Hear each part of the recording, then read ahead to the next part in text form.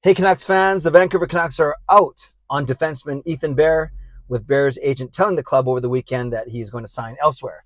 We don't know where that elsewhere is going to be. Rumor has it it's the Washington Capitals and all of their cap space due to things like the Nicholas Backstrom injury. Regardless, we know Bear will not be signing with the Vancouver Canucks. Now, me, along with many Canucks fans, we were hoping that it would happen. I don't think we were. It was make or break for us, but it would have been Bear would have been a nice addition to the club. Last year, he he played in 61 games, scored 16 points, so not bad. 3 goals, 13 assists, 16 points in 61 games. I believe his contract was around the 1.3, $1.4 million range, if I'm not mistaken.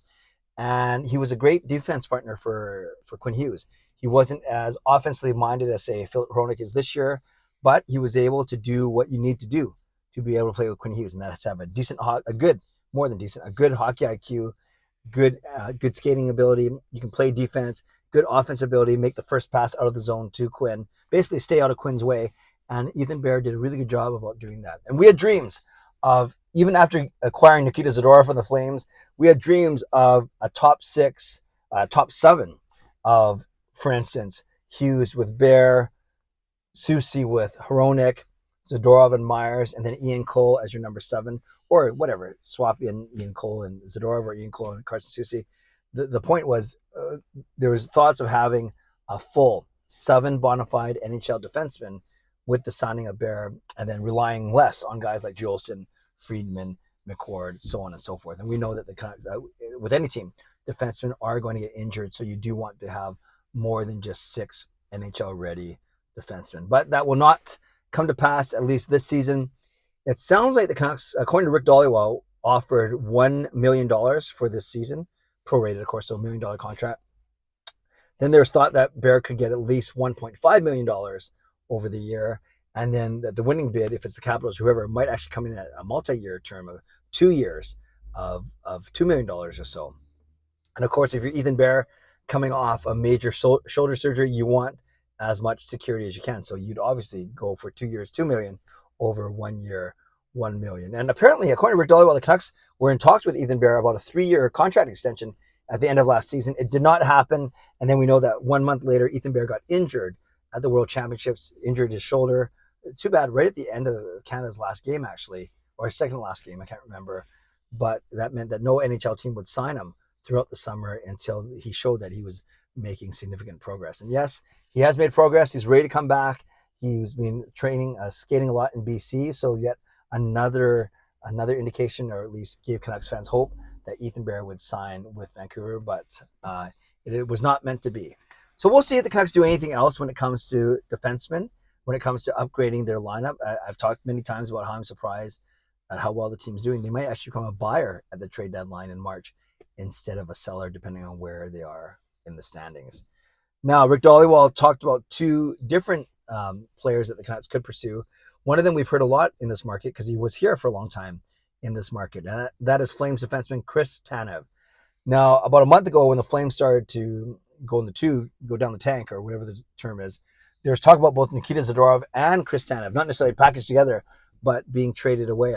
And Canucks surprisingly were able. Oh, by the way, actually, wait a sec. Canucks surprisingly were able to acquire Zadorov from their division rival Calgary Flames, and in essence, that's what they used the $4.1 million they got from the Beauvillier trade to Chicago.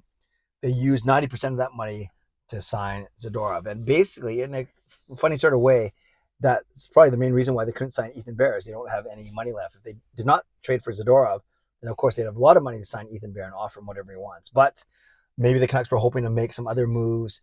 You look at a Connor Garland, you look at Andrei Kuzmenko, that you could move. Those guys make $5 million each. So even if those moves weren't done with the eye of getting Ethan Bear, you could still do it if you wanted Chris Tanev, because Chris Tanev is in the last year of a 4-year deal that paid him $4.5 million a season. We know that he played here for 10 seasons with the Canucks from 2010 to 2020.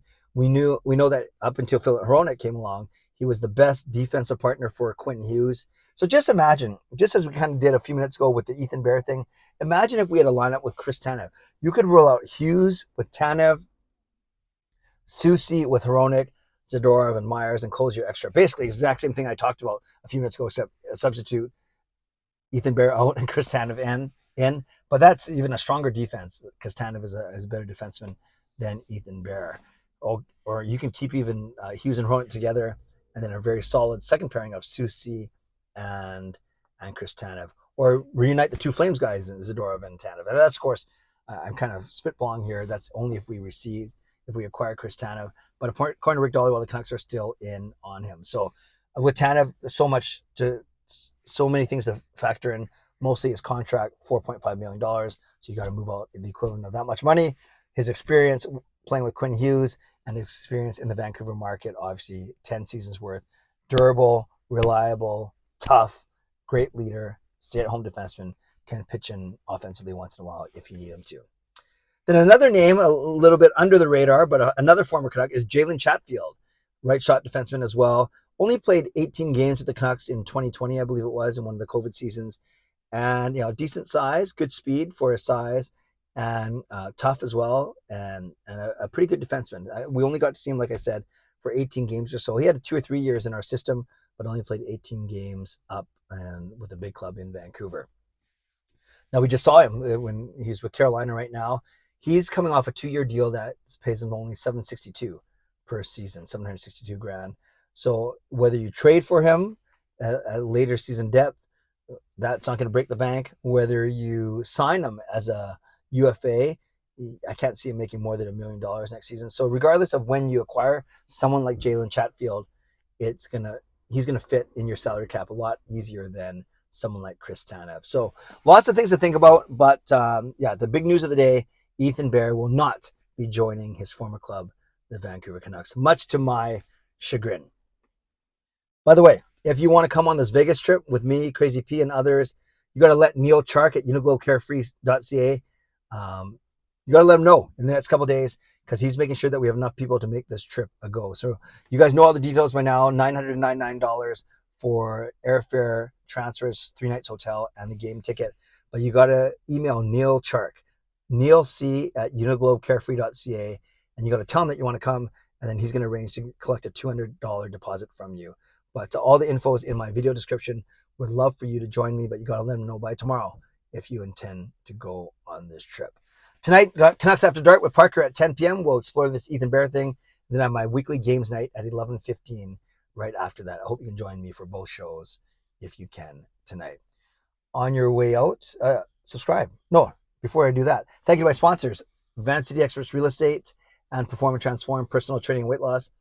Thank you, legendary Lucas Gates, legendary Carol Bovelander, legendary Andrew Chang, Hall of Fame and franchise members as well. And thanks to all of you for always watching, subscribing, and liking. So now, on your way out, subscribe, like the video, leave a donation, become a member, upgrade your membership, and leave a comment below. Are you disappointed in this Ethan Bear news? Were you really hopeful that he would sign here?